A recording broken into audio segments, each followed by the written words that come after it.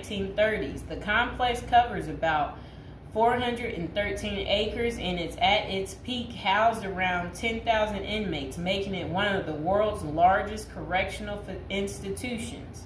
A diverse inmate population is held inside Rikers, and most prisoners are there temporarily awaiting trial, serving short sentences, or awaiting transfers to other facilities. Rikers Island is notorious for its harsh conditions, including violence between inmates and involving guards. Reports of abuse, neglect, and corruption among staff have been frequent. The treatment of inmates with mental health issues has been a particular concern, with critics arguing that the facility is ill-equipped to handle such cases appropriately. Likewise, the treatment of juvenile inmates is a subject of controversy. There have been calls for more appropriate handling in the facilities for young offenders. Numerous lawsuits and human rights investigations have targeted the conditions at Rikers Island, often focusing on issues like solitary confinement, the use of force by guards, and the prolonged detention of inmates awaiting trial. Now would be a good time to like the video, to subscribe. And are you guys enjoying the prison series? Do you like hearing about all the different prisons, learning with me together? If so, go ahead and comment below. So, when visiting Rikers, journalists in prison reforms discovered temporary holding cells described as covered with rotten food, urine, and feces and blood. Inmates were using plastic sheets for blankets and cardboard boxes for beds. Maggots crawled over everything. Up to 26 men were crowded into a single cell where they used plastic bags as toilets. Prisoners kept in holding cells, which should be used for only 24 hours or less, often stayed there for more than a week awaiting transfer. In that time, food and medical services were not routinely provided. Now let's hear that paragraph again, just a small bit of it.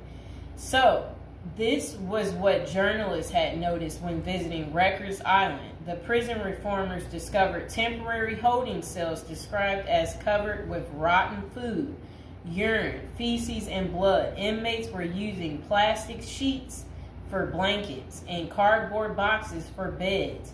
Maggots crawled over everything. Up to 26 men were crowded into a single cell where they used plastic bags as toilets. That does not sound good, does it, people? It's disgusting. So over the years, there have been various attempts to reform Rikers Island, focusing on improving conditions, reducing violence, and providing better mental health care. Amid mounting pressure, activists and political leaders have urged the city to close Rikers Island. In 2019, the New York City Council voted to close the jail completely by 2026, intending to replace it with smaller, more modern jails located closer to the city's main courthouse.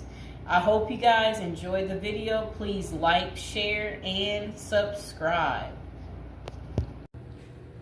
Welcome back to our prison series. Okay, so this is to the assassin out there, the guy that got the healthcare worker. How does a girl get in contact with you? Because you know you got many admirers right now because of how handsome you are. And so this is the guy.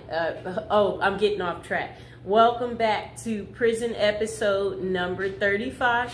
Again, we're talking about a criminal today, a sexy criminal. Okay, do you see this guy right here? All right, I would much rather be going out on a date with him than this guy right here, okay? Yes, that guy right there, he's not as handsome. The guy that assassinated him is so much more handsome. And it would be like if someone is like, if he's asking you, if you happen to bump into the guy that assassinated, you know, the CEO on the street, and he asks you out on a date, or he's like, hey, could I hide at your place? You know what? He's so handsome that you would just be like, Okay, So what do we really like about this guy? Look, he's young too. He's young.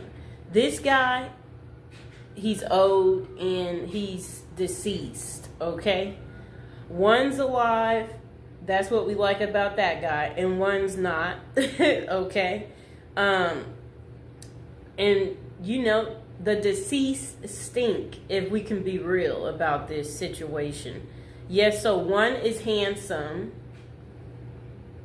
and one is not handsome. Do we need to waste any time there on why you would like to hang out with the guy that, I'm just saying, I'm pretty normal. I know some of you might be afraid to talk about how attractive the guy is that they're in search of. But, if they capture him, what we have to say is this. At least we will be able to write him letters and, we'll be able to keep track of him. But you have to remember, he's single right now. We know that much because, if he was married, then I can only imagine, his wife would just naturally come forward and be like, that's my husband, So we know he's single. So that's good news for us ladies, okay? But, well, let's not fight over the guy, we hope that they get him, because when they get him, then we'll be able to write him. Right? And we imagine that he has so many admirers. So one of these guys is a coward and one is not.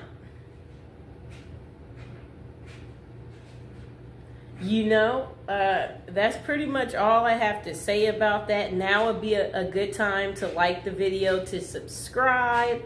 Is there anybody else out there who's just secretly admiring this guy right here, and you too want to get in contact with him, and you're just thinking, where are you? We want to see you. You know what I'm saying? So, or is it just me? Am I tripping? Am I the only one who finds him to be handsome? If you're out there, dude, and you're watching, a lot of people like you, okay? If you didn't know. So please like, share, and subscribe. Welcome to our prison series. Today we are going to give you an update on P. Diddy and what his Christmas is going to be looking like. This is prison episode number 41. Welcome. If you're new to the channel, don't forget to like the video and don't forget to subscribe. Okay, so Sean Diddy Combs, this will be his first Christmas in jail, and it includes a basketball tournament and a holiday meal. Enough, Mr. Fox. A judge denied Diddy his third attempt at bail following a court hearing, while he awaits a federal XX trafficking trial. Okay, so let's see what else they have to say. So, all right. His holiday meal. That sounds nice. Okay, so the I'll Be Missing You singer is spending his time at the Metropolitan Detention Center in Brooklyn as he awaits his May federal trial for alleged racketeering and XX trafficking. Diddy has been behind bars since September. Combs, he's 55 years old and his fellow inmates have the opportunity to participate in a card game, dominoes, soccer, and a 3-on-3 basketball tournament. A spokesperson for MDC Brooklyn confirmed to Fox News Digital. Okay, so Diddy's Thanksgiving meal options in jail include peanut butter and jelly sandwiches after his bail was denied. Okay, so for the holiday meal on Christmas Day, Diddy's menu will feature baked Cornish hen, macaroni and cheese, cranberry sauce, dinner rolls, and a holiday dessert. Just sounds too good, people. However, the lunch option is subject to change. Aren't we excited for Diddy? He's going to be eating so good, okay? So again, for those of you who do care, if you want to write Diddy, again, he is at the Metropolitan Detention Center in Brooklyn, New York. That is where you would be able to write him if that's what you're interested in doing, and whatever you want to say to Diddy. Again, like the video, subscribe. And this will be his second holiday spent behind bars, as he was in jail for Thanksgiving as well. For breakfast, the menu included fruit, cereal, breakfast pastries, and skim milk. Coffee wasn't listed as an option, though it was available earlier that week. So lunch was served as the Thanksgiving meal for Combs and his fellow inmates, with a turkey roast, mashed potatoes and mixed vegetables, cranberry sauce, turkey gravy, dinner rolls, and butter. Assorted holiday pies were available for dessert, and if an inmate needed a meatless option, they could opt for hot and sour tofu. That was what his Thanksgiving was like. Diddy's getting all the good food, right? Do y'all like what he's getting? Are y'all going to be eating this good? Okay, so dinner was simpler, offering peanut butter and jelly sandwiches, potato chips, whole wheat bread, fruit, and a beverage option. Okay. So Diddy also spent his birthday November 4th at the Metropolitan Detention Center this year. Yeah. And for his meals on his big day, breakfast was the same, while lunch had a pasta option and a salad. That does sound kind of good. And dinner provided either chicken or tofu, fried rice. Why is he eating this good, people? Why is Diddy eating so good? We don't want Diddy eating like this. We want Diddy to have like butter bread, and then butter bread next to butter bread. and burnt up hot dogs. We want him to have burnt up hot dogs. That's what he should get. We want him to get stale potato salad, and then spoiled rice, right? Like stuff like that. For the homeless guy I talked to the other day, he hated spinach, so maybe that's what they need to give him. Give him some spinach. I don't like beans, so feed Diddy beans. So he can be on the toilet all day, right, people? And again, now would be a good time to like the video, subscribe to my channel.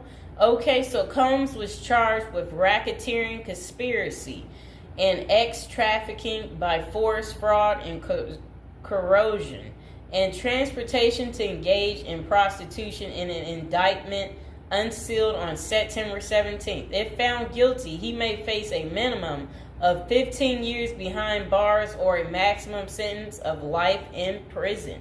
What do you think it's going to be, you guys?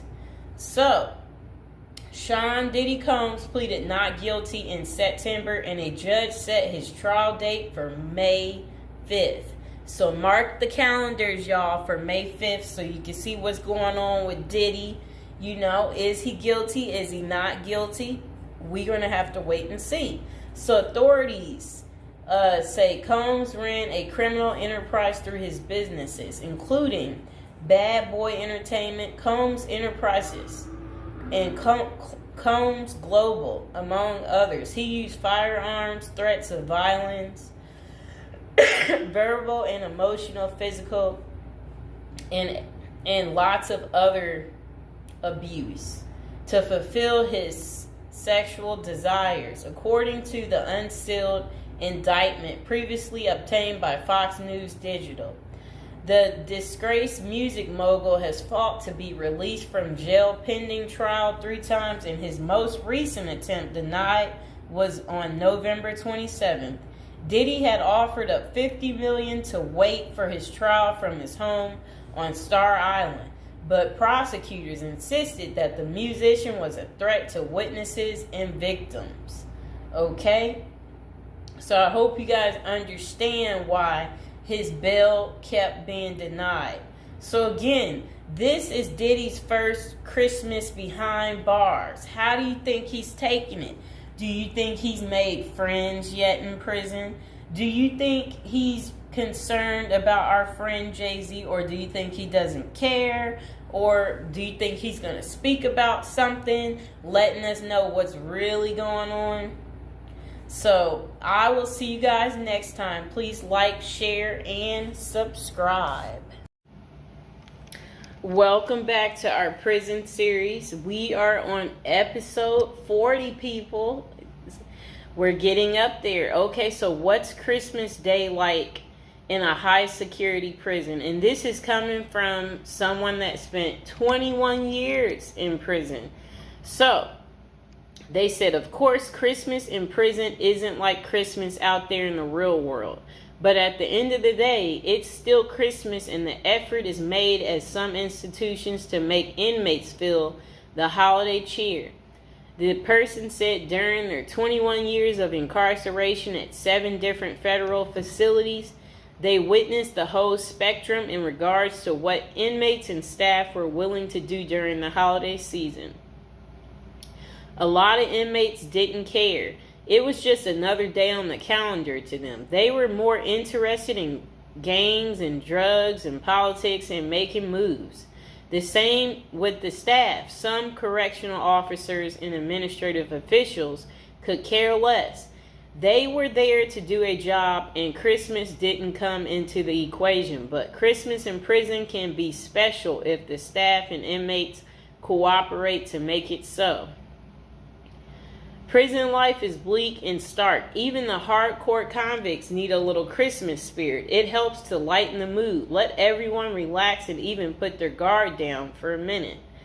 The following is what I experienced at the various institutions I was housed at during Christmas time, and how it differs from the life on the outside. It was never super special, but it helped to break the routine. And okay, so then they said presents. Getting presents in prison is frowned upon. You always hear the stories of the XX predators putting candy on the new inmate's bed. And if that new inmate takes the candy, well, you get the picture. Anytime someone gives you something in prison, it immediately makes your radar go up. Like, what is this dude's angle, or what is he after? That means there is no secret Santa or gift exchange in prison. A secret Santa present on your bunk might mean someone is trying to make a move on you in a way that you might not want. If someone did that to me, I would be out on the tier trying to find out who it was so I could beat them up. And now would be a good time to like the video and to subscribe to the channel. Are any of you out there going to be in prison for Christmas? Or know somebody who's in prison for Christmas? Maybe put some money on their books so they could get some candy.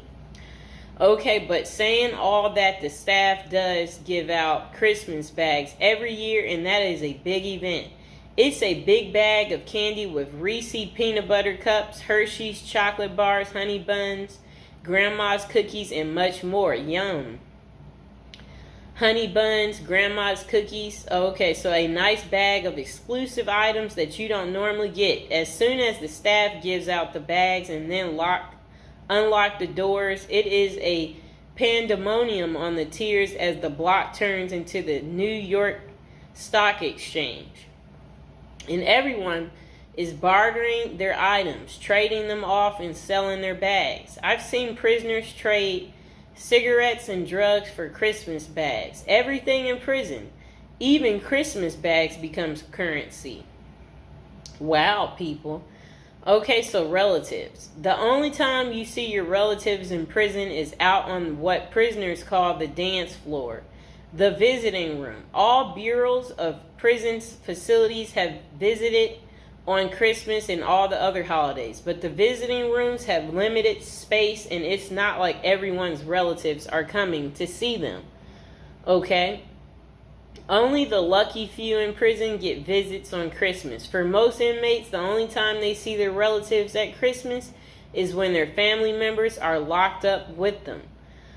I had a few visits on Christmas, though. There is usually a tree with presents under it and an inmate photographer so that you can take pictures and document your holiday visit with your family.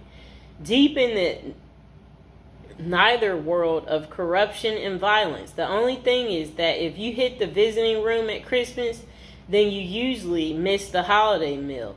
But that's normally cool because on the dance floor, you can get all types of exclusive items out of the vending machines that you don't normally have access to.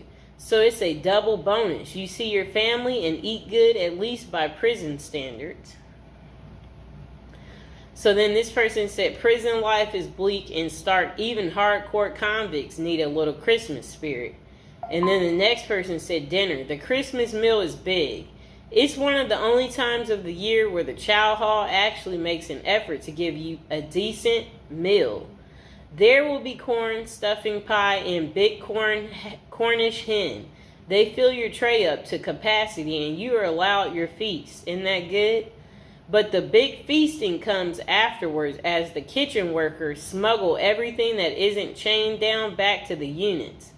Later that night after Christmas meal, you can get pecan pies, ice cream, and more Cornish hens back on the unit. Isn't that really good? That sounds beautiful. Now would be a good time to like the video and to subscribe. Comment below if you like me doing this prison series and you want to continue to hear more. Okay. So games. In the game rooms, the prisoners go hard on sports. The NBA games dominate the television at Christmas. Prisoners watch games all day, shuffling off to the phones during commercials to call their loved ones and feel some holiday love. Guys will be betting, drinking prison-made wine that we call hooch, eating their smuggled pecan pies and dreaming of the new year and the time they will get out to enjoy a Christmas in the real world. The recreation department also hosts events like bingo card, pool, chess, tournaments, and craft activities. They attempt to go the extra mile for the holiday activities and provide a diversion for inmates missing their family and loved ones during Christmas. Okay, so then they said decorations. Wow. It depends on the counselor and case manager from each unit, and sometimes even the warden for the whole compound. But I've been places where the staff will let you decorate the unit and even encourage you to. At the last prison I was at, FCC Forest City in Arkansas, we put up lights, a cardboard Christmas tree, stockings on a cardboard fireplace, and even a cardboard gingerbread house that inmates made for us. Inmates made paper snowflakes and hung them from the ceilings. Put cutout stars, crosses, and Santa Claus on the walls. It was rather festive unit. My bunkie even made a little cardboard Christmas tree that he put on his locker. He painted it and rigged it up a light. At the top, that looked like a star that shined in our cell brightly. Every night for my last Christmas in prison, it wasn't that bad. And now would be a good time to like the video and to subscribe. That is how Christmas is on prison day. Did you guys like hearing about the story time of what Christmas is like in a high security prison? If so, comment below, and I will see you guys next time. Birthday to you. I want to say happy birthday to you. I want to say happy birthday.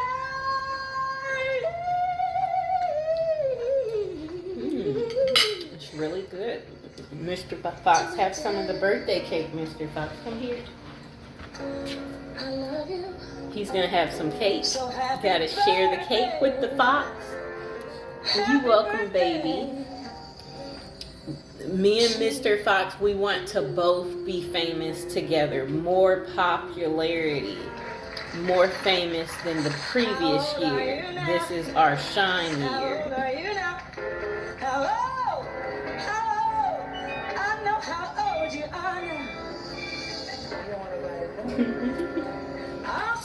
We don't want nobody to know.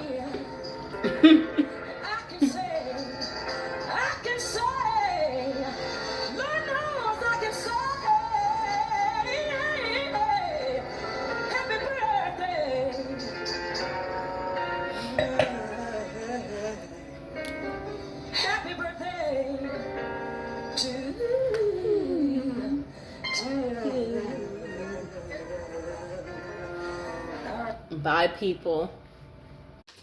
Okay, welcome to episode 29 of our prison series. And today we're going to talk about prison popcorn. It's called Jailhouse Popcorn from Prison Raymond. Okay, come here, Mr. Fox.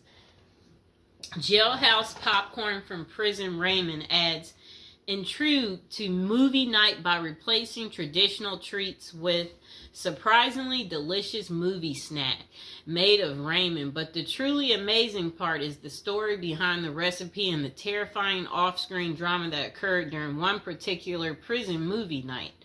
The following story and recipe are excerpt from Prison Raymond. Movie night in prison was usually a big deal.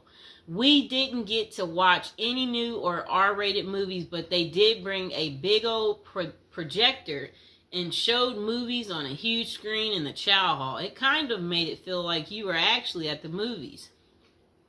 One movie night involved some famous people, but not actors. A vicious hit was carried out by members of the LA gang, the Crips. There was a guy in the prison who was a member of the rival group, the Notorious Bloods. You could tell this was a planned hit by the precise mechanics and the execution. And now would be a good time to like the video, subscribe, and share my video. Don't forget to check out all the other prison series episodes. Episodes 1 through 20, and go ahead and check out our newest and our latest episodes too.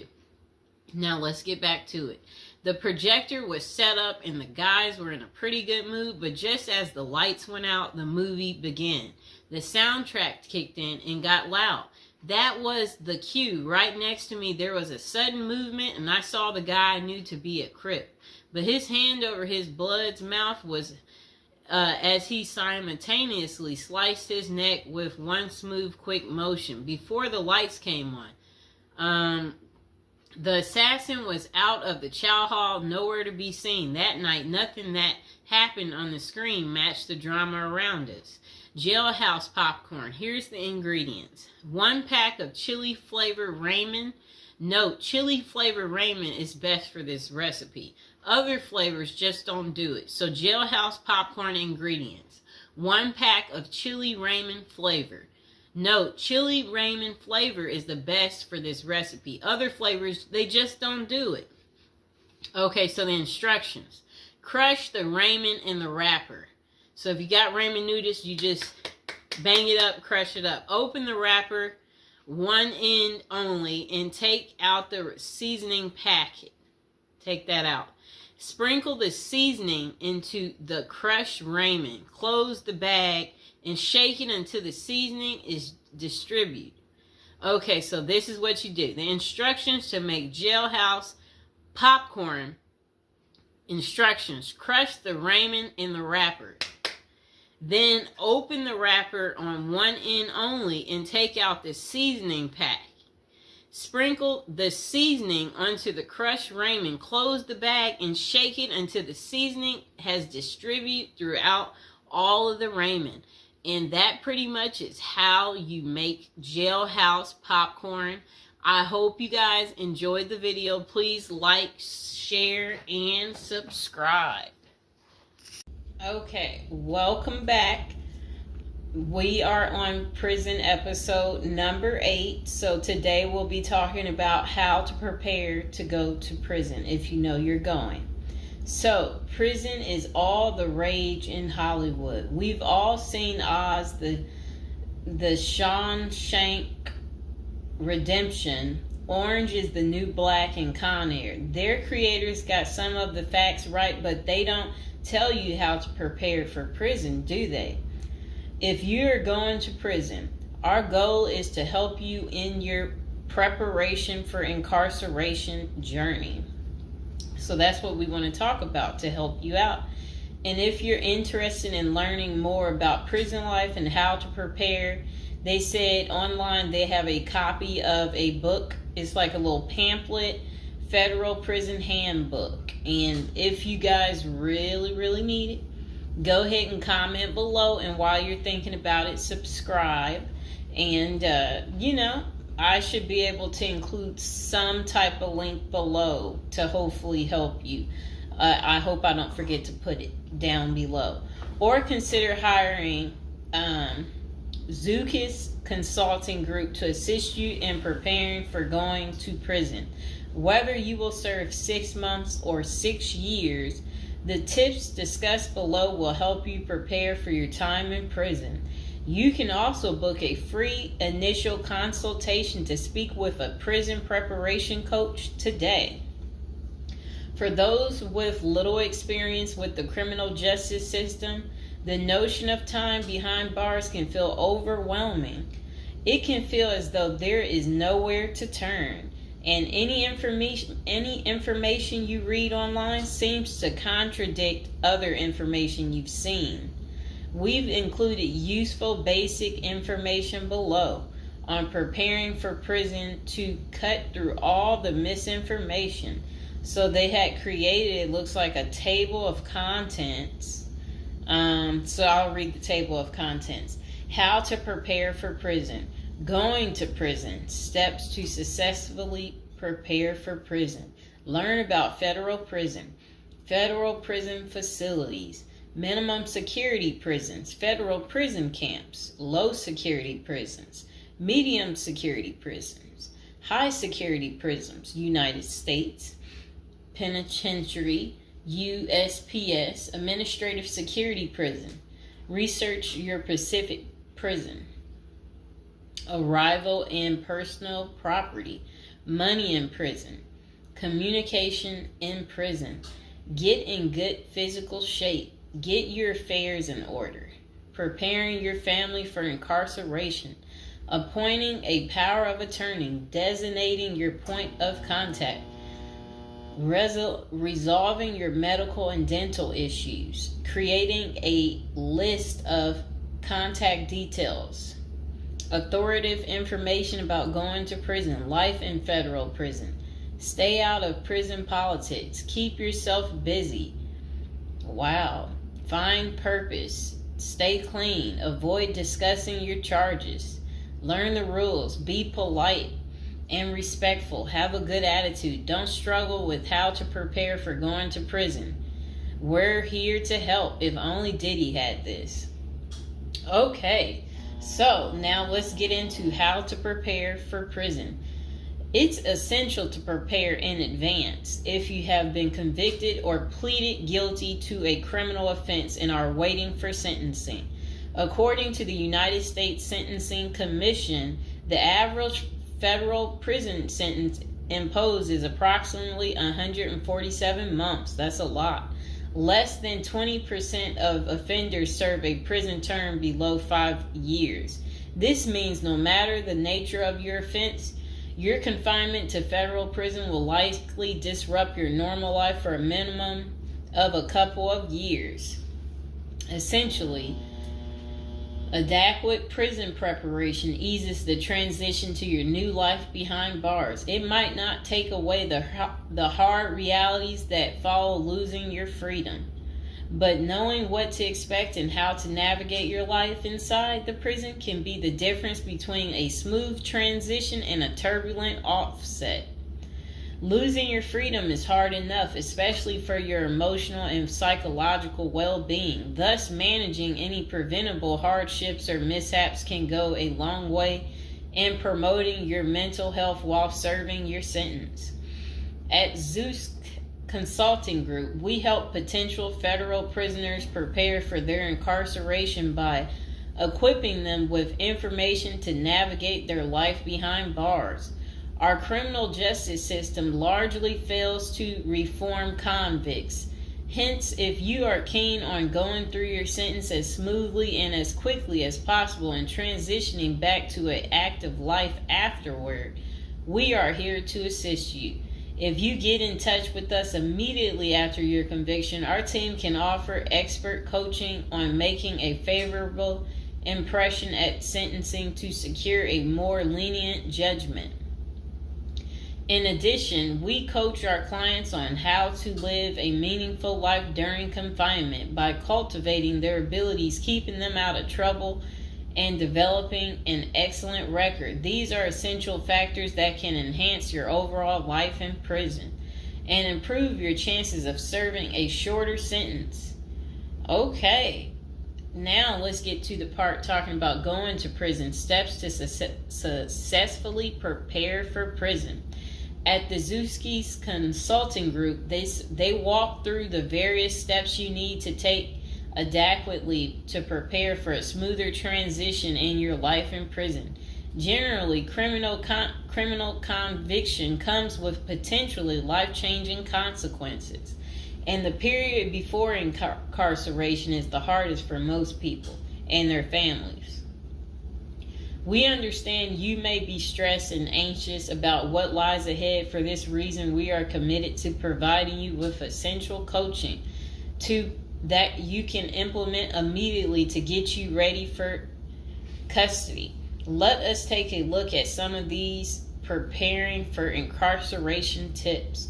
Learn about federal prison. Depending on the nature of your offense, the court might order you to self-surrender, or you may go into the custody of the U.S. Marshal Service. Whichever way, you need to arm yourself with knowledge on what to expect in the federal prison you report to. This means reading quality prison preparation books and speaking with a knowledgeable advisor who has ideally done substantial prison time in the system where you will be incarcerated and at the same security level. So if you know someone who has served as much time for you as the same charge that you have, that's the mentor you should be talking to and linking up with to learn more about what prison life might be like. Okay, so it says the Federal Prison Handbook, the definitive guide to surviving the Federal Bureau of Prison, is the best book for this. We tell it like it is and do not offer false promises to scare you into opening up your checkbooks. Take this step seriously. You must build an informational foundation to make good decisions in prison. Federal prison facilities. There are over 100 federal prisons across the nation, and they operate at 5 different security levels: minimum, low, medium, high, and administrative. The security levels are determined by features such as security barriers, presence of external patrols, detection devices, guard towers, type of inmate housing, cell or dormitory, staff to inmate ratio, internal security measures. Below is a rundown of the features of each of the security levels. Okay, so it says minimum security prisons, federal prison camps. Dormitory housing, low staff to inmate ratio, limited or no perimeter fencing, work and program oriented. Prisoners with less than 10 years remaining plus minimum violence history. Okay, so that was for minimum security prisons, which is federal prison camps. Okay, so low security prisons mostly is dormitory or cubicle housing, higher staff to inmate ratio compared to minimum security prisons, double fenced perimeter, strong work and program offerings. Prisoners with less than 20 years is what low security consists of. Medium security prisons, mostly cell type housing, higher staff to inmate ratio compared to low security facilities, strengthened perimeters, wide variety of work programs, greater internal controls, all types of prisoners but with less than 30 years remaining under sentencing. So the minimum is for, again, people who didn't commit, the worst of the worst. And then low security, same thing, less than 20 years. Well, they're not the same thing, but And then medium means like you're going to be there a while, but you'll be there less than 30 years. Okay. High security. Oh, okay. Is United States Penitentiary, USPS, single and multiple occupant cell housing.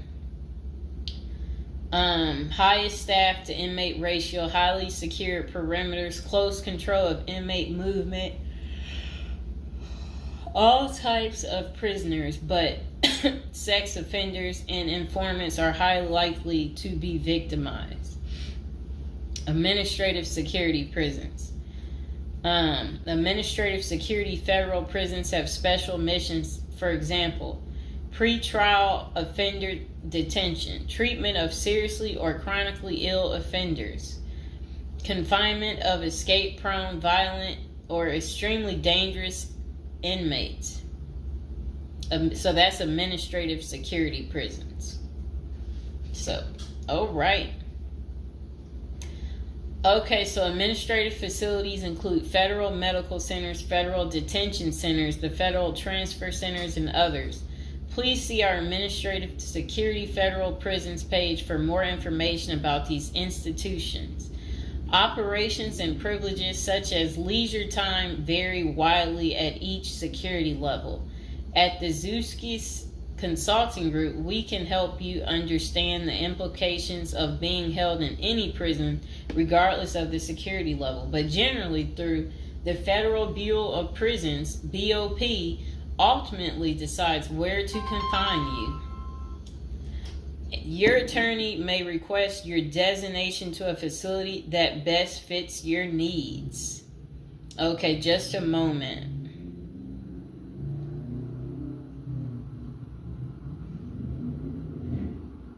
I'm trying to figure out how do I'm going to this.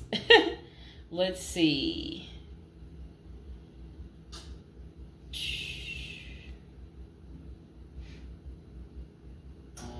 Know why I keep getting these numbers calling. Okay, back to where we were. Research your Pacific prison.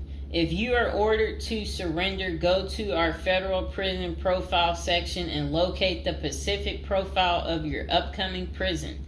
Once there, you can read about the particular prison and life therein.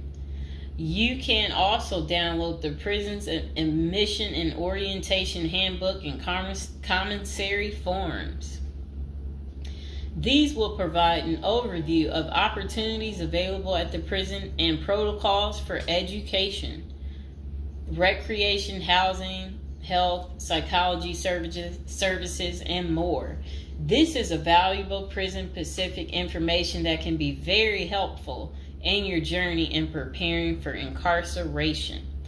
Okay, so arrival and personal property. Whichever prison facility you are designated to, prison staff from medical case management and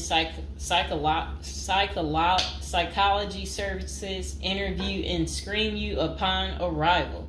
Later, you join the admission and orientation program for formal orientation into the facility's procedures, programs, policies, and services. Moreover, BOP restricts the personal property you can take when entering the prison or retain during your stay. Criminal defendants who self-surrender to their institution may keep the following items: plain wedding band, plain earrings for females, legal documents orthopedic or medical devices, approved religious items, prescription glasses. While you surrender in your civilian clothes, you will be given an option to throw the clothing away, donate it, or mail it home. The prison issues you clothing, bedding, and hygiene items upon arrival. In addition, you may purchase items such as shoes, recreational clothing, food items, personal care items, and others from the prison's commissary. Sounds like the military. Once you are in custody, there are specific guidelines regulating possession of any of these items. We at the Zuski Consulting Group can help you get ready for custody by explaining these processes and privileges. Money in prison. You can have money in federal prison, but the funds remain in your inmate trust fund account. These funds may be used for commissary purchases, telephone, email, and other authorized activities. Appoint someone you trust to act as a business or financial manager. Your spouse or attorney or close friend, you may want to give this person power of attorney and arrange for the bank to allow them to make withdrawals from your account. Arrange to have them send money monthly or quarterly if you can afford it. Ask for between $400 and $700 a month. This will allow you to spend $360 at the commissary each month. Use a maximum of 300 minutes of phone calls each month. Purchase MP3 player songs and use the BOP's inmate email system. This investment will make your prison time go by faster. It's worth the expenses if you and your family can afford it. So again, ask your family to send you about $400 to $700 a month, because the commissary, they allow you to spend $360 a month, and then they're just saying that use a maximum of 300 minutes, of phone calls each month, and then you should be able to use the inmate email system too. In addition, your family and friends can send you money through MoneyGram, Western Union, United States Postal Service. Please see our page on sending money to federal inmates to learn more. Note that your account number must be affixed to all such transactions. Funds sent through MoneyGram and Western Union are processed every day of the week, including holidays. Communication in prison. Communication with family and friends is essential during your time in prison. In addition to fostering your emotional well-being, maintaining ties increases the possibility of successful re-entry into the community. The Bureau of Prisons provides the following communication avenues for prisoners and their families and friends. Inmates and receiving parties have the option to pay for phone calls. The scaled-down email service allows federal inmates to email with approved contacts, but the inmate must pay for any time spent drafting or reading emails. Inmates may send and receive mail through the U.S. Postal Service. Prisoners may receive subscriptions directly from the publisher without prior approval, newspapers, magazines, and journals. Okay. Get in good physical shape. Exercise has immense health benefits, both physical and mental. It is normal to get depressed as you contemplate preparing for incarceration. However, exercise can help keep stress levels down and allow you to focus on what matters most, creating a positive transition to better your experience in prison.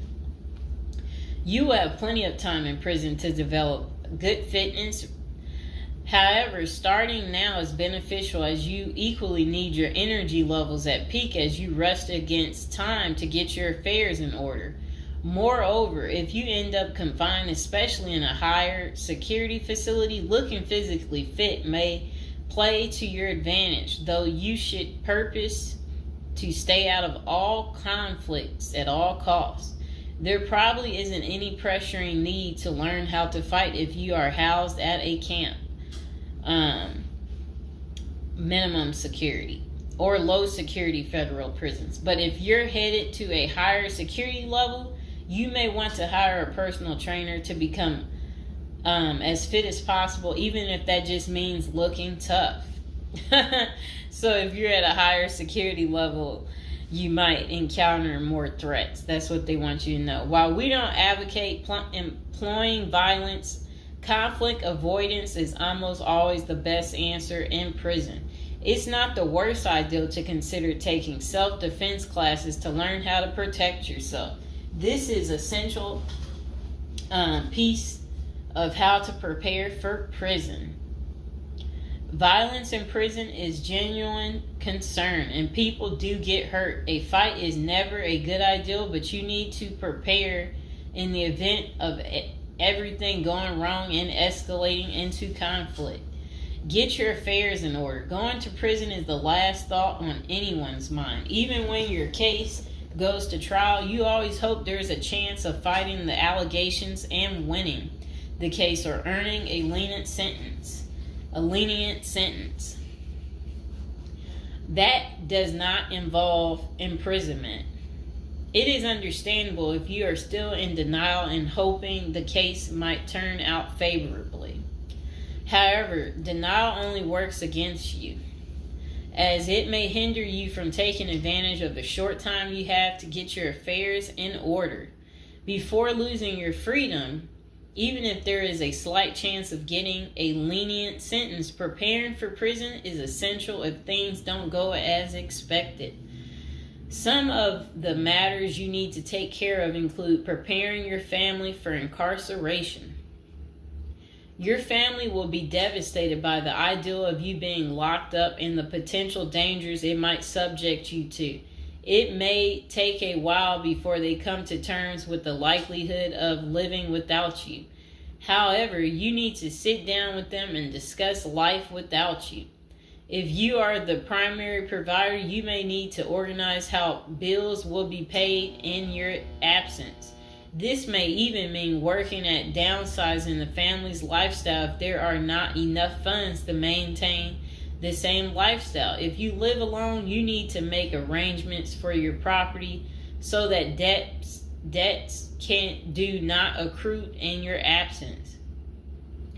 If you have young children, they may not understand the long-term implications of your absence at the moment, but it will soon affect them, so you need to plan the best way to help them cope. Consulting a psychologist is vital, as they can suggest ways to help both you and your family cope in the short and long term. Lastly, it would be best to inform your family that they can reach you either through email or written correspondence. They should also expect you to call them regularly or through video visits whenever possible. While preparing for incarceration is critical, maintaining family contact while you are away is equally as important. Okay, next is about appointing a power of attorney.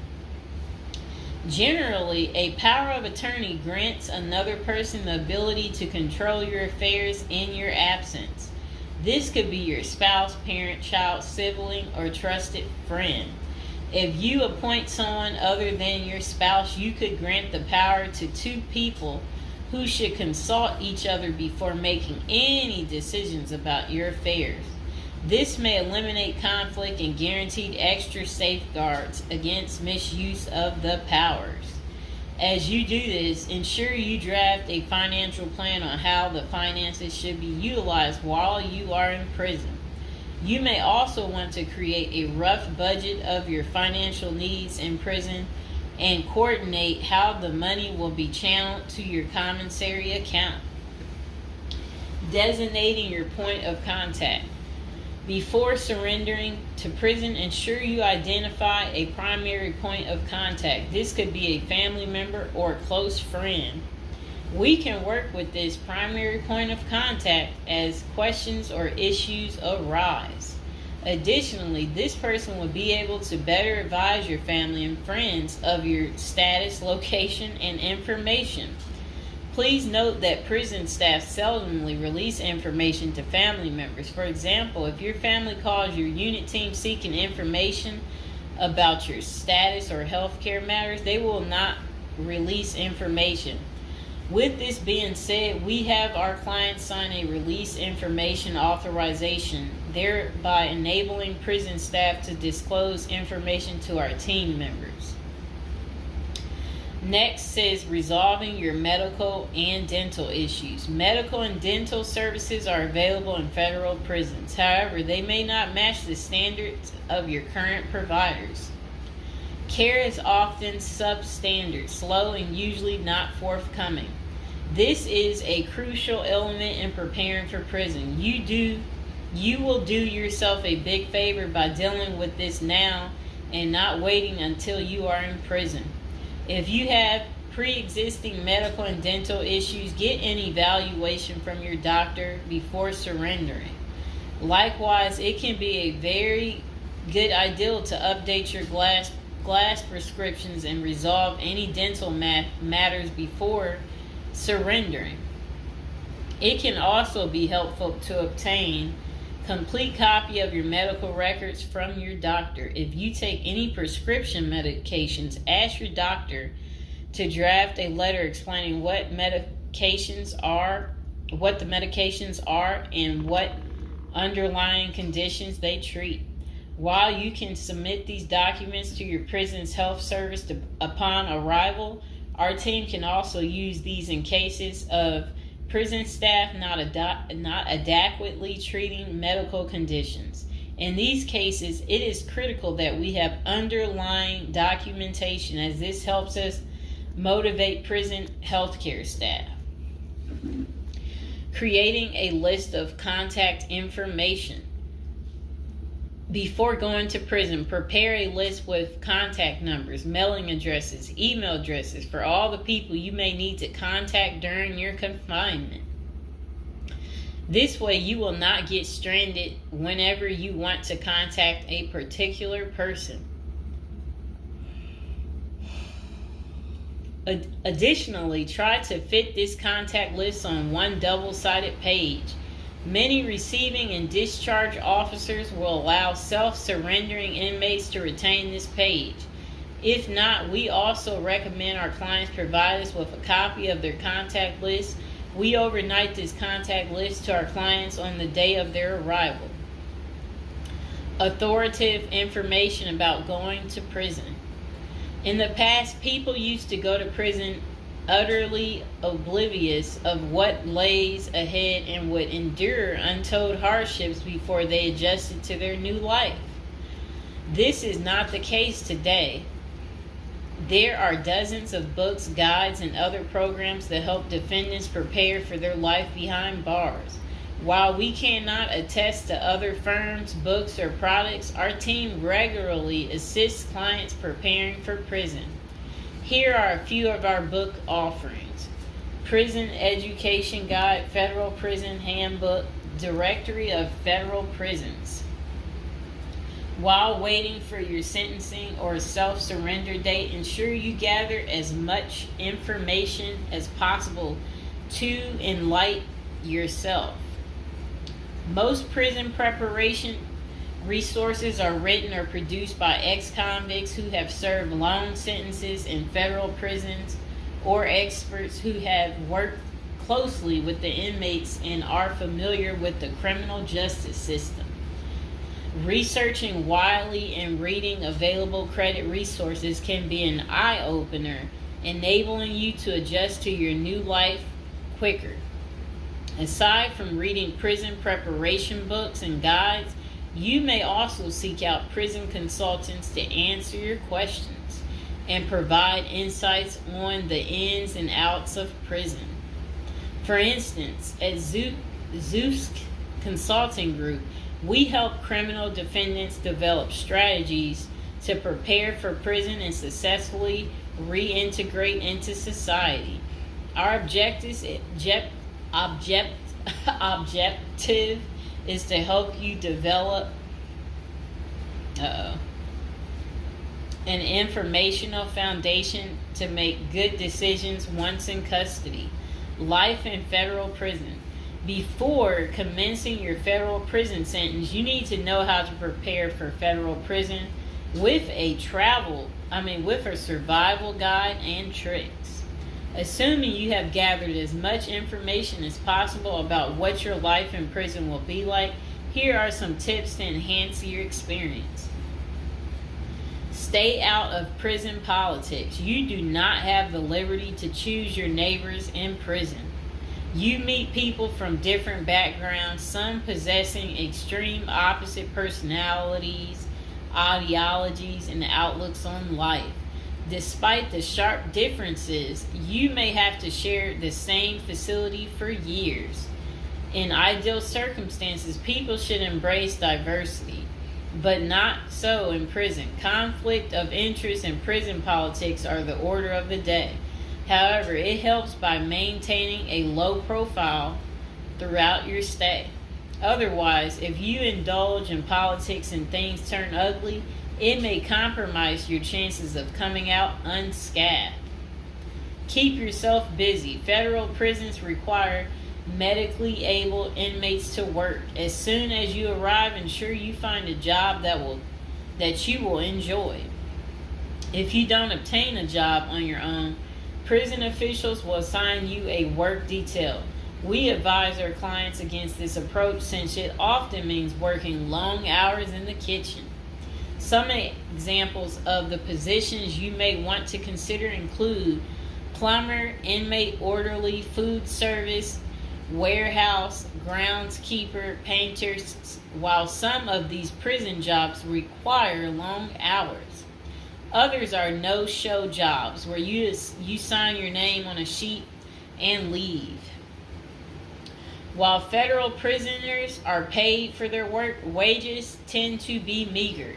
For example, federal prisoners typically earn 12 cents and 40 cents per hour.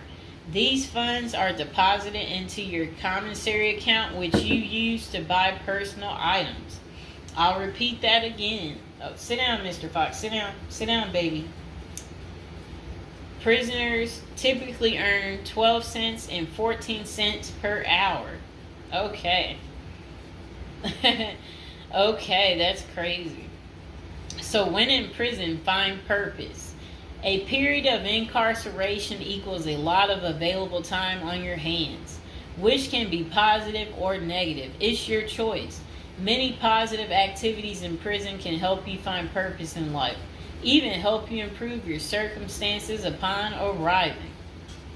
College correspondence courses, writing, exercising, and teaching in the prisoner's education department are just some examples of many activities you can become involved in, which will give you purpose. This purpose will help carry you through your sentencing. Okay. Pursuing a purpose during your time in prison can make your stay more meaningful and manageable. For example, you can learn a new trade, write a book, discover philosophy, find spirituality, or purchase other professions. Likewise, we help many of our clients further their education behind bars. Whether you are interested in college or career-based studies, our team can help. Okay. In addition to keeping yourself busy and avoiding falling into a depressive state, finding purpose behind bars may equip you with relevant skills for successful re-entry into the community upon your release. This is critical. If you work, you are prepared for a period of incarceration.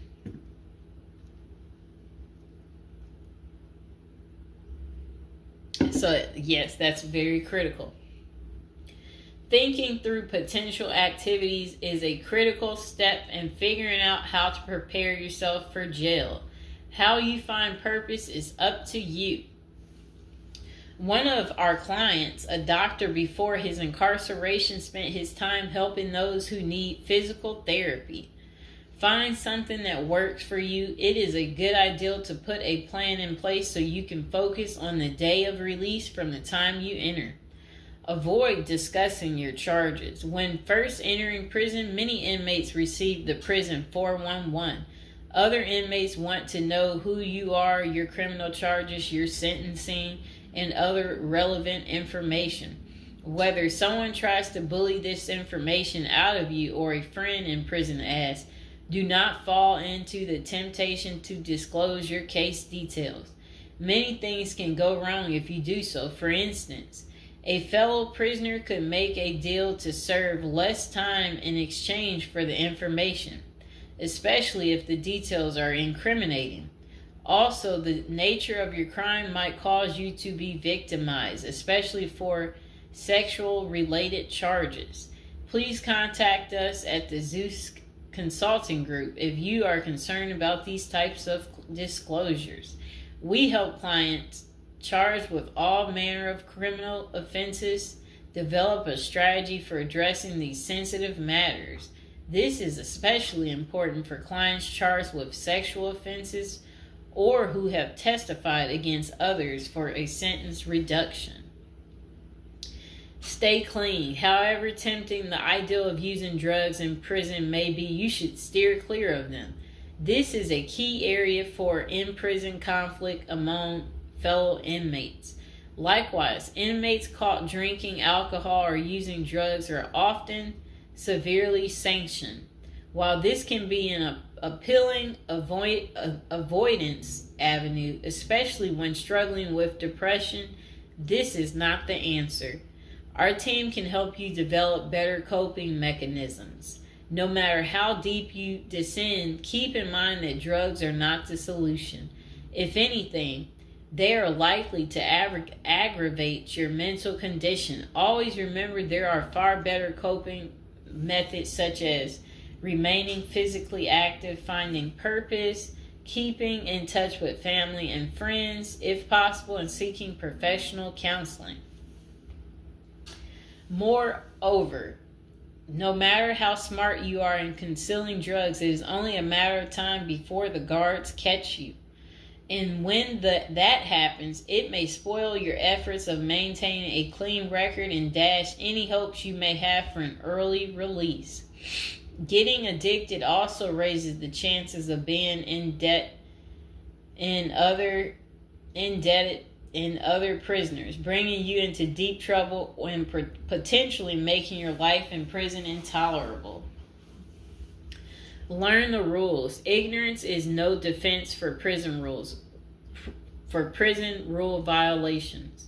Even if you did not know they existed, breaking rules in prison can get you into serious trouble. Educate yourself as much as you can about the prison system, and particularly your upcoming prison facility. If possible, obtain a copy of the official rule book and read it thoroughly.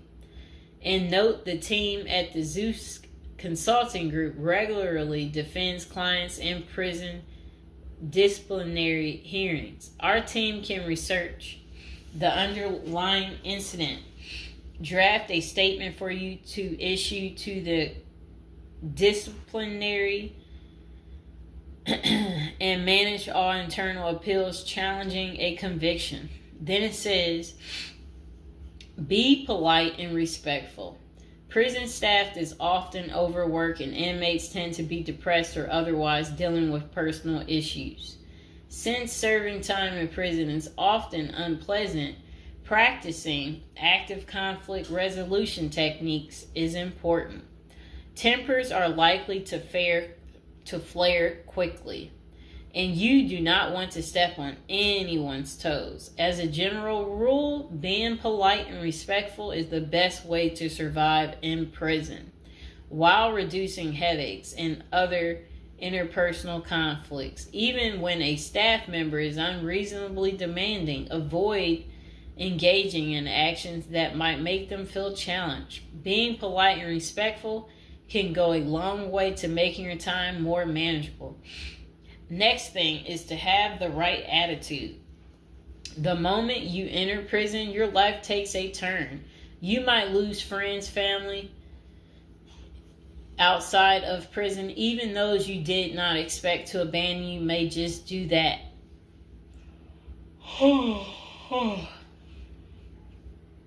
You are pretty much on your own inside prison. Other inmates may try to take advantage of you. Going to the guards for help is often a bad idea, and that can have serious repercussions. With such a gloomy situation, you need to polish up your attitude and prepare for incarceration. Having the right attitude can help you surmount the prison reality and build something positive out of the situation. The team at Zeus Consulting Group can help you prepare for the experience to come and plan for the unexpected. Prison time doesn't mean a death sentence, quite opposite. It says if you lost your license because of a criminal conviction, they can help you launch a new career. Okay. So they're just saying basically there's no reason you can't leave prison without a degree or a better prospect for the future. Don't struggle with how to prepare for prison. It says that use the Zeus Consulting Group and let them help you. Okay, because they're basically saying prison is never easy. They said they know what awaits you in prison and the tactics you can employ to have a smoother life behind bars. Going to jail or prison is never easy, but with directed effort, you can lead a productive life during this experience and after. Okay, so that is pretty much how you prepare if you are going to prison. If you've watched this far, type in the comments below this far, and I hope you enjoyed the video. Please like, share, and subscribe. Welcome to episode 2, back on our Prison is a Retirement Plan for Seniors. And today we're going to be talking about people using prison as a retirement plan in Japan, of all places. Okay, let's get to it. So they said seniors in Japan are having to steal just to cover basic expenses, but it's all part of their plan. You see, the sentence for their crime sends them to a place where they find a sense of community, receive free room and board, and have a caregiver 24/7. It's good to watch other countries who are older or more in depth to see what will happen to us. Well, 27.3% of Japan's citizens are 65 or older, practically twice that in the U.S., and these seniors are breaking into prison just to survive. Will Americans retirees be forced to do the same? Not if they start planning now with a financial professional. Here's a look at Japan's rampant retiree crime spree. So they said an article in Straits Times is titled "Rising in Old Jailbirds Turn Japan Prisons into Retirement Villages." It points out that a record 47,632 people in Japan aged 65 or over were arrested in 2015. Over 70% were caught for petty crimes such as shoplifting. When retirees have to steal just to survive, it's clear that their plan didn't include saving enough money to cover basic living expenses. What's worse is that Japan's elderly inmates are rehabilitated, kicked back into society, and stuck in the same boat they were before. They haven't gotten any younger, and they still don't have enough income. So do they get a job and start saving for their slow-go years? No, they steal a bunch of bananas for breakfast and get thrown right back into the slammer. About 70% of all current inmates age 65 or older are repeat offenders. Why do these seniors live this type of retirement? Well, besides the fact that they did not plan successfully, their retirement strategy didn't include any plan for long-term care either. But prisons did. A roof over their head, 3 meals a day, no utility bills, and free unlimited health care are all provided. A research firm coined Japanese prisons state-sponsored retirement villages, and one of prisons' demographics includes a 50.6 age average, with the oldest being 88 years old. That same prison was recently refurbished to accommodate their demographic, including 500 private well-lit cells, each with its own desk, chair, and well-lit cells, each with its... Oh, okay. They said also comes with a wooden bed and television set. Steps in the public areas are even upgraded with ramps and handrails. Does that sound like a prison to you, or is it closer to the retirement home where individuals visit the grandparents? By 2025, 1 in 3 citizens of Japan will be age 65 or older, and 1 in 5 will be 75 or older. 2025 isn't that far away, and the U.S. demographics isn't getting any younger. Medicaid and Medicare are drastically underfunded and facing problems similar to Social Security still. Prison is better than no plan, and a ward of the state doesn't have to live on the street and steal bread.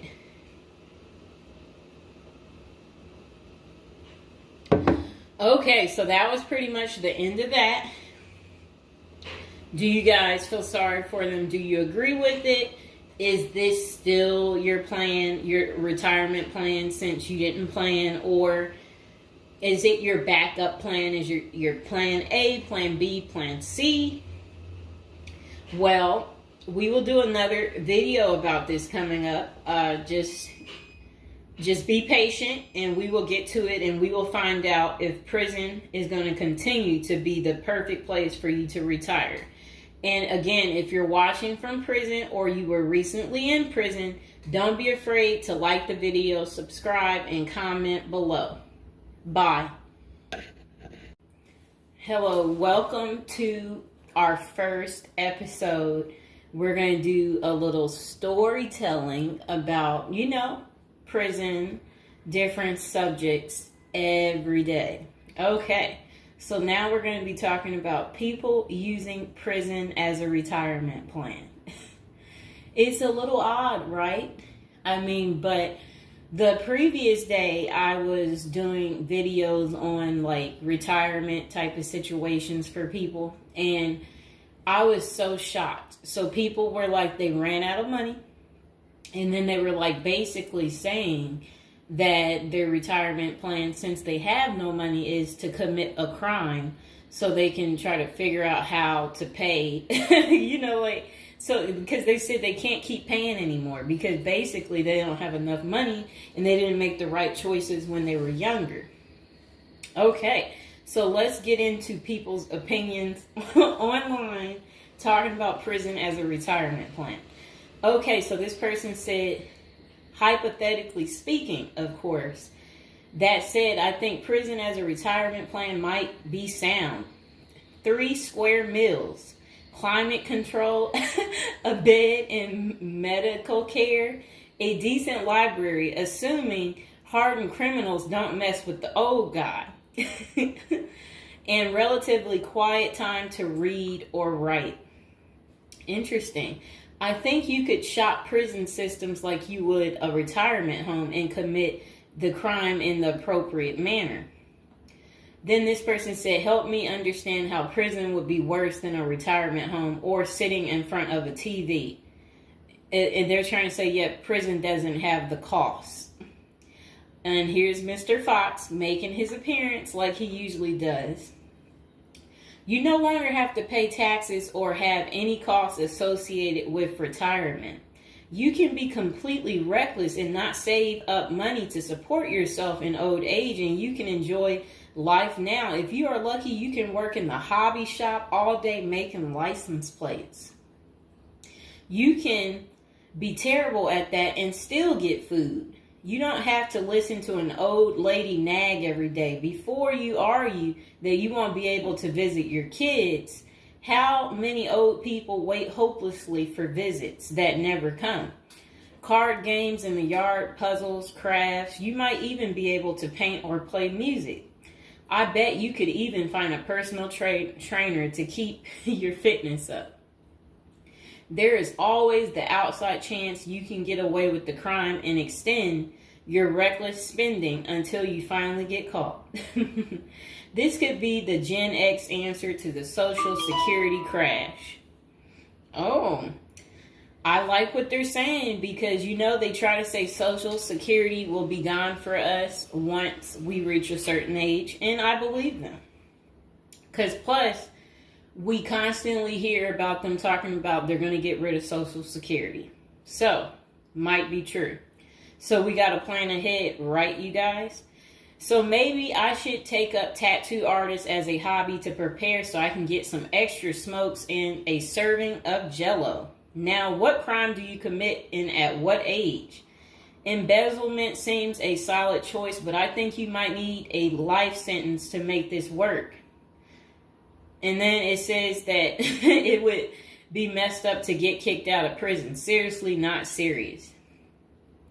I don't think people get kicked out of prison. I think they get, if they have good behavior, I think they can possibly get out. Okay, so it says, maybe a Fed club, laughing out loud. And then another person said they liked that post. They said, that's a nice thought. Then the other person said, what do you mean? That would be a problem for me because it's a lack of freedom and privacy. And the next person said, crazy but interesting concept. I have heard of the homeless committing crimes just to get off the street. And the courts read right through it and cut them loose. Interesting. That brisk morning stuff on the freezing stainless toilet and that toilet wine would round out a nice day. Laughing out loud. I guess they know how to make toilet wine. I think I would rather be in prison than homeless. If things were really bad, go on a robbery spree and hide the money for when you get out. Ha ha ha ha ha. And if you were to ask me, which would you rather do? Oh, that's terrible. Be homeless on the street or be in prison. Prison wins hands down on this one. The guaranteed bed and the guaranteed meal. The library, the friends when you get your free time, I'm just saying. I don't think the cold streets are for everyone. Okay, so this person said, I'm guessing these are also an issue in a retirement home, except you still pay taxes and rent. I have to guess, but gawking, the old guy is not going to be high on the list of pastimes for convicts. Spider is so wow. I don't think we want to say that. Okay, so this person is talking about people being taken advantage of in prison. So we will skip that part because the way they wrote it was inappropriate. So the next person, they showed a big guy and said, don't be wasting no soap, pick it up. So these are the kind of people that you will encounter. Okay, I guess he's the booty bandit. All right.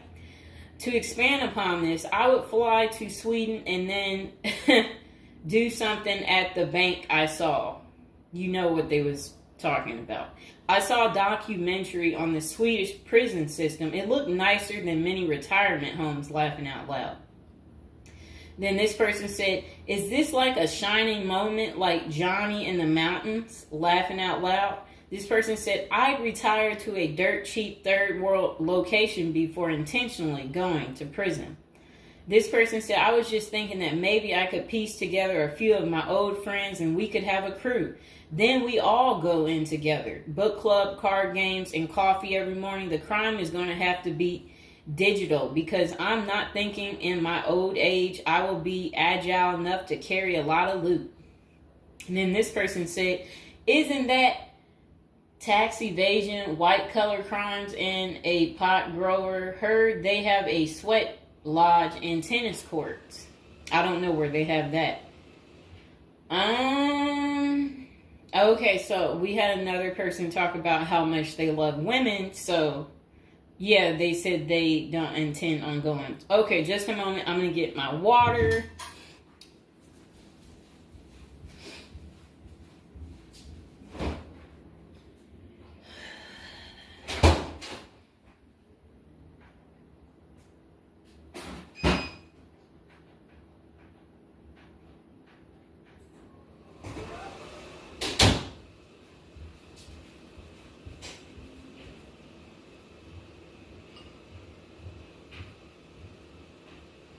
All right, it got a little hot. Okay. Now, this person said, I'd rather go to a cheap third world island and live life as a local fix-it guy. Putter around, live on the beach, fresh seafood, and a tan booty. It's a pirate's life for me, mates. Next person said, I took what looked like a shortcut one morning. And they're talking about something about a prison cop. I don't know what that means, and I'm not going to say it. Okay. This person said a failed bank robbery would be pretty simple federal crime. On the other hand, I think even a basic social security check will go pretty far in the Philippines, Mexico, and Colombia. I think they're right for those countries. This person said, my broke buddy is doing okay in Thailand. This person said, I'm thinking about spamming forums with CBD gummy ads. Certainly, committing internet crimes would make it a federal case and qualify them for a federal country club prison. And they said they're currently in beta testing phase. I'll let you know how it pans out. That's really sad. This person wrote this in January of this year. That's sad that this is what the people are doing. Well, at least you know what not to do. And then another person said, well, it worked out rather well for Otis. They showed a picture of some guy. I don't know who this guy is, but that's who they said it worked out for. And then this person said everybody has that one person that they weigh whether or not their demise would be worth a life sentence. And then this person said, well, nowadays all you have to do is agree with Trump, like say over at the Capitol, and post it online. And then this person said, P.S. I hear San Quentin is nice. Happy face. And then they, I guess, posted something about that prison. The person is trying to say that the prison guards at San Quentin are friendly. I doubt that. This person said, you got too much time sometimes. And then this person said, I think if old age and life and retirement got so bad to the point I was considering prison, I would think I would eat a bullet first. Okay. This person says, take out a politician and live like an illegal immigrant. Better than the middle class nowadays. Whatever they mean there. This person said, first off, if you are a Gen X or younger, getting an SS payment, that crap is estimated to crash the year I qualify. We were taught that our senior year of high school back in the 80s, so we can't plan for that. Second, I think the chances for clean drinking water will be better in prison than in a third world country if you choose wisely. I didn't think about that. So stick to the U.S. prisons if you're really thinking about this. It said banks don't keep enough money these days. I think I will be too old to try and take down an armored car. Gotta go with a federal crime that is a light lift, maybe a Ponzi scheme. Does anyone want to pre-order a UTV? Question mark. This person said, might want to rethink your screen name if you're going with this plan of retirement. Just saying. Maybe something like Spider or Smiley, question mark. This person said, this is a nice big Ponzi scheme. Throw in some racketeering and evade federal income taxes. Just be sure. Plus you'll have a blast before you get caught. They did a little emoji with shades on the cool emoji. This person said if you land in a California prison, you even get yoga classes, free education, and you have a government-sponsored sex change. So you can end up in a female prison eventually. Rob, we won't say what they said there. Oh, wow. That's really sad what they put. You already know what they said if I stopped right there. Okay, hold on. The next person said, you're going to want federal minimum security. I Identifying as a woman would have perks, but you would have to listen to your cellmates for the rest of your life with nowhere to go. This person said, we can tell that some of us have never been to prison now, can't we? And then this person said, only an inmate at RDP. I don't even know where that is. This person said, Social Security won't go away. It will just be reduced by about 25%. Hopefully all these millions of illegals will get work permits and start paying into the system so the cuts won't be needed. We'll still get something, but it will have the purchasing power to get us 2 Jersey Mike sandwiches a week, laughing out loud. Next person said, the unwanted being taken advantage of in prison is a hard no for them. So they don't want to go because they're not interested in being taken advantage of by the same sex. Okay, good reason. This is what goes on in prison. Next person said, I nominate this creep as a test mule for your plan. I always wondered what happened to the creepy banjo kid from the movie Deliverance. This person said, okay, it turned bad. Okay, so we won't read that post. This person said, here's a retirement plan. Go to Mexico, denounce your U.S. citizenship, sneak back across the border, get free phone and benefits, and I hear in Maine you can get a housing allotment and a stipend plus free medical. This person said, one of you guys that works for me is a Venezuelan expat. He and his wife have been building/buying houses in Colombia as investors. Crazy cheap. He spends a couple of weeks down there a few times of the year and doesn't spend squat. Usually the airfare is the most expensive part of the trip. And then this person said, hey, that was my college meal plan. I had about $20 a week. I'd pay a cold Subway sandwich and eat about 2-inch slice a day.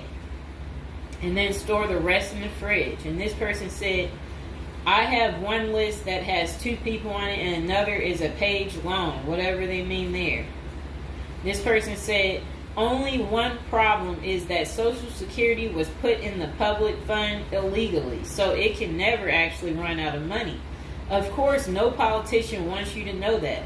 Our good buddy LBJ is who you can blame. Next person said, sounds like someone has a secret desire to get their crap pushed in. Just come on, completely out of the closet, bro.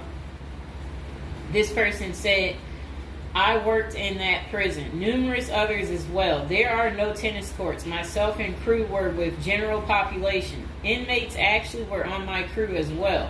The good behavior guys. The stuff you don't hear about is massive. Daily crap goes down. We got locked in a security armory for hours as a riot/fight started. Literally locked us in for safety. Going through Sallyport down the halls with cells on each side. The more the blood stains from fights, it's not Hollywood.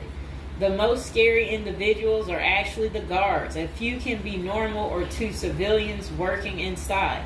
Most don't separate good and bad humans very well, at least not behind the walls. I made a promise to my family and self I would never do a prison project again. It messed with our heads. You go in at 7 and literally can't leave until 3. No cell, no camera, no eye contact, no talking to inmates. They constantly try to talk to you relentlessly. I saw things in there that I will never leave my mind. I did meet an old lifer. I was taken to the guards' cafeteria for lunch. The cook had been in that same kitchen for 30 years.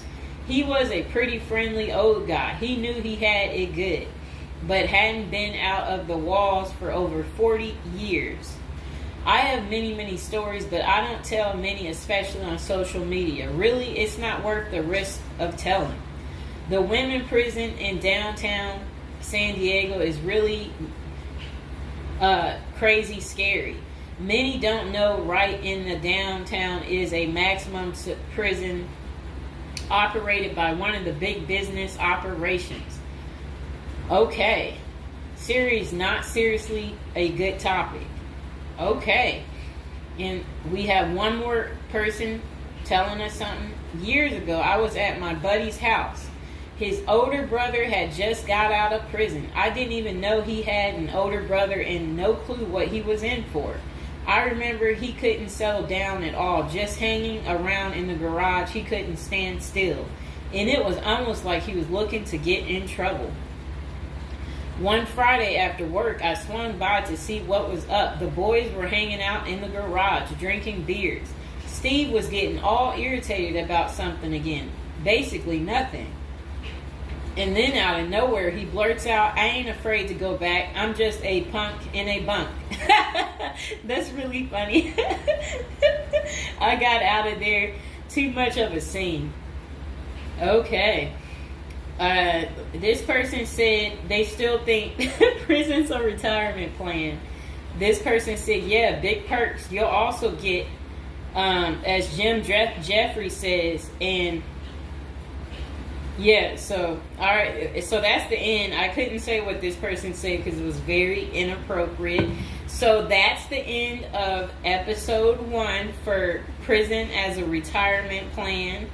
And hopefully, you guys think this through. If this is something you're really interested in for real, you will want to continue with the series of, me talking more about prison, so we can get you ready and prepared if that's really what you're into.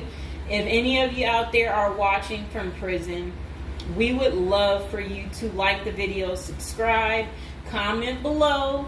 Let us know, your prison stories. If you used to be in prison or if you want to go back, we want to know that too. So go ahead, don't be shy, comment below, and I hope you guys enjoyed the video.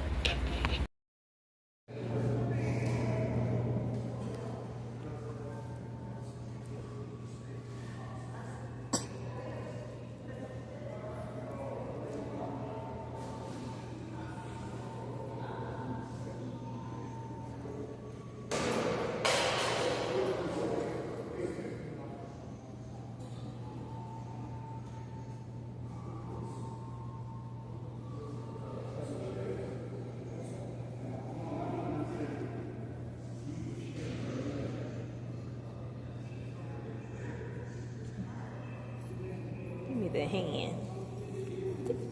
Baby, give me your hand. Give me your hand. Give me your hand. Give me your